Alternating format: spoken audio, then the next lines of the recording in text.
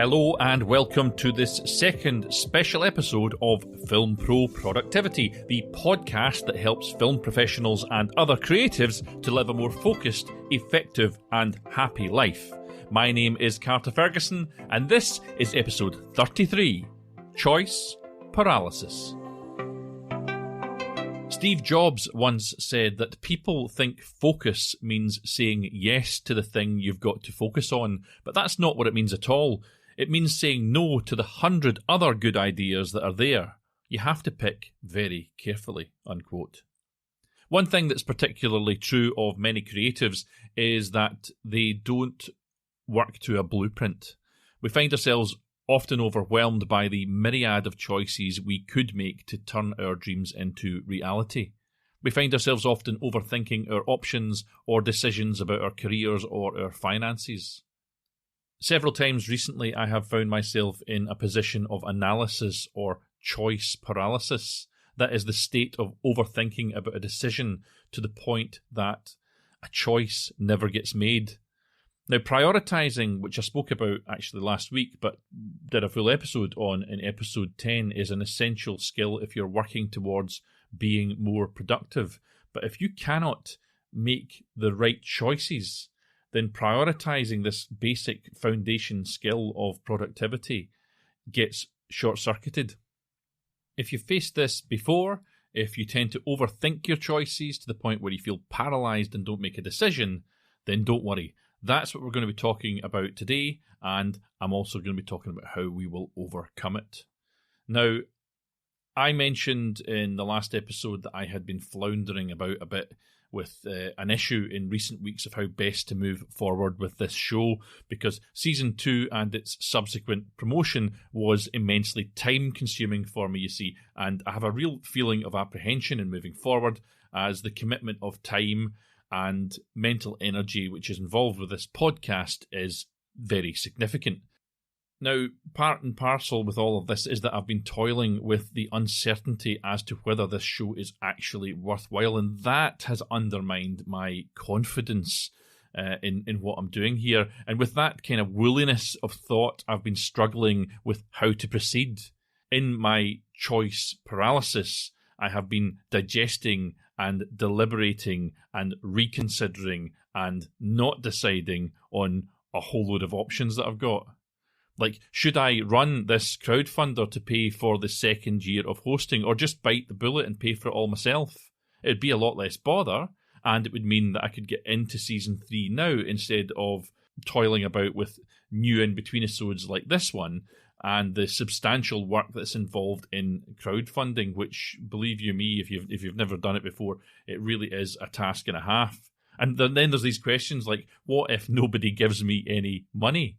I'll have wasted even more time on stuff that doesn't further the show. If it does work, though, on the other hand, it will save me a few quid, if I can raise the 500 that I'm looking for, and the campaign in itself will promote the show. I've also been considering how I can reach the people, the creatives and film pros, etc., who will actually want to engage with and benefit from this show. So I'm thinking about whether I should push the show onto YouTube, for example, to try and reach a bigger, different audience than I'm finding on social media, because the social media conversion of followers on Twitter, for example, to actual listeners of this show or subscribers is absolutely garbage at about 1%. I don't want to spend quite as much time on it as I did last season, but by converting it to YouTube, I'm thinking I'll be creating another huge kind of pool of work for myself at the same time. So although I can see the benefits of pushing it out there, I'm really concerned that I'm going to make a rod from my own back at the same time. And many podcast gurus say that podcasts just shouldn't go onto YouTube as it waters down the potential subscriber list on podcasting apps.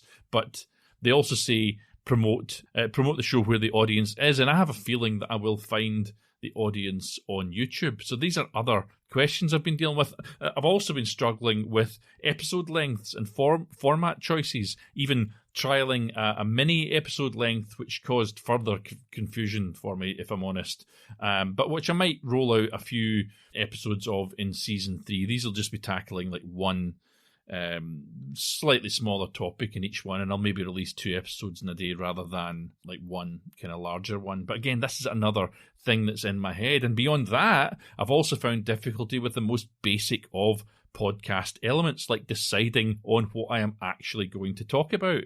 At the moment, I have so many topics on my board, a whiteboard, that if I had the time, I could actually create 2 probably full 18 episode seasons. But then I've got bills to pay, and I've got other creative projects and business projects on my mind as well. And I also need to keep earning money. I'm recording this now, but I've had to write risk assessments earlier today, and I'm shooting at 8 a.m. tomorrow morning. So this all comes into play as well. And then there's also a voice in my head that says quite often, you really don't have time for this.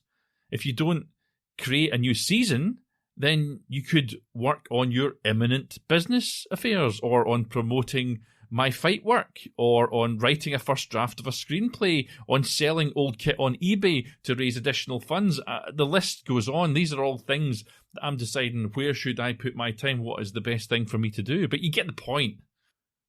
I've been getting distracted again and again and again, and I have been paralyzed by the choices that lie before me.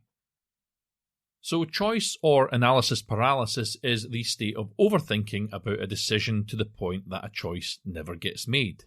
You face this paralysis when you are overwhelmed by the available options, overcomplicate the decision when it's supposed to be quite a simple one, feel compelled to pick the best or perfect choice, therefore delaying any decision until you do your research, etc., or you feel a deep fear of making a wrong move, hence stalling yourself from making any decision in case you make the wrong choice. By the way, if you want to learn techniques about simply prioritizing things, then please listen back to episode 10. But if you feel that you are paralyzed in any of the ways that are listed here, then listen on. I'll leave a link to this in the show notes, but the writer and founder of personalexcellence.co, Celestine Cho, gives advice on how to deal with choice paralysis. The first key thing that she talks about is that you have to differentiate between big decisions and small decisions. So if the decision isn't going to make a big difference a year from now, and there are no serious consequences that will come out of it, then that is a small decision. Spend as little time as you need to nail that, then let go of it. If, however, the decision will create major impact after a year and there are serious implications from making the wrong choice, such as marrying someone you don't love, then that is a big decision. For everything in between, give it some thought, but don't let it drag on for too long. The next piece of advice that she gives is that you should identify your objective. Every option has its pros and its cons. Without knowing your end objective, you'll forever be debating the relative pros and cons of each without a meaningful conclusion. Third, she talks about perfection and says it's not the key. Obviously, I've done a whole episode on perfectionism, so I've gone into this in detail, but she says that moderately okay is fine. So unless you're dealing with a life-altering decision like who to marry or what career path to choose, perfection is not the key. Your goal is to pick a moderately okay choice in a fair amount of time and then move on. Please do listen back to my episode, though, on perfectionism. I think it's episode 5 for more advice on this, because it's a big problem if you can't get past it. Next, she talks about eliminating the bad options. When you've got too many options, it clutters the decision-making process. So list all of the available options, then eliminate the bad ones. Next thing she says is get a trusted opinion. Consult someone with insight into what you're thinking about. Get expert advice from specialists as well who know what they are doing. It helps cut through the noise, get information that you need, and make the right choice. And this is something I find myself doing more and more these days, despite my frugal upbringing.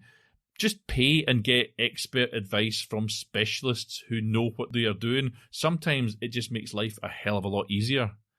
Lastly, she says channel your energy into bigger goals. If you often face analysis paralysis with little decisions, here is her question to you. What are your goals for the next few years? Is there any goal you are procrastinating on? Work on those goals instead.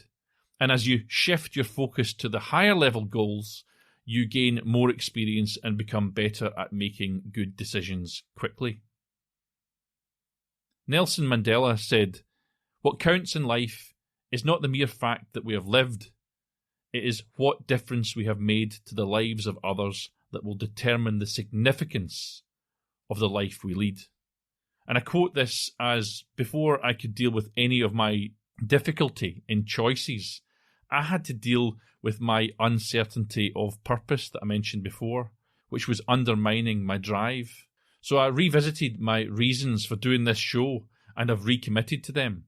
Even if this show just helps one person out there and makes their life better as a result, then I believe that my efforts here are going to be worthwhile. And Denis Waitley said, "Don't dwell on what went wrong. Instead, focus on what to do next. Spend your energies on moving forward towards finding the answer." With that in mind, I moved forward to solve my choice paralysis. I need to work towards summing up on this episode now, and with that in mind, I'll remind you once more of one other element which comes into play here, and that is Parkinson's law, and I've mentioned it before. Just to remind you though, it's a law that states that the work expands so as to fill the time available for its completion. So your work will take however long you allow it to take. If you set aside 15 minutes for a task, it'll take 15 minutes. If you set aside 30 minutes for the same task, it'll take 30 minutes. If you don't set any time limit, it might take forever. A time limit alone could help you to make a decision if you're ever stuck in choice paralysis. Your call to action today is to tackle something which has been stuck in a limbo of choice, some problem of yours, some never-ending non-decision. If you've got one, tackle it, and if you need help, refer to Celestine's tips to tackle the problem and move past it. So this is the second of two special episodes which I've put together to promote the Indiegogo campaign that is running this week. I'm just trying to raise £500 to pay for the hosting packages and some of the marketing for year 2 of this podcast. £500, by the way, is the minimum that I'm allowed to run it for on Indiegogo. I had it actually at $500, but I missed a deadline to get it out, and I had to change the currency, and it wouldn't let me go less. But something like $260 of that is actual running costs, with a further $240 going towards promotional kind of elements to it, which really would be a big help to me. Now, you can help by just spreading the word, not only about the Indiegogo campaign, but obviously just about the show in general, or by buying one of the perks, which include the opportunity to sponsor one of the Season 3 shows. You can find a link to the campaign in the show notes for this episode, and I'll be eternally grateful if you could help me out on this. Now, take control of your own destiny, keep on shooting, and join me next time on Film Pro Productivity.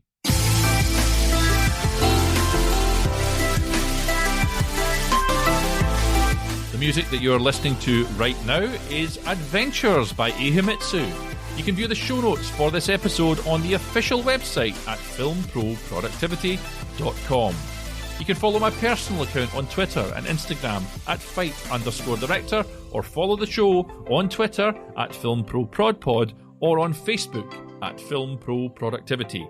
Please support this show by subscribing, spreading the word, and leaving an awesome review.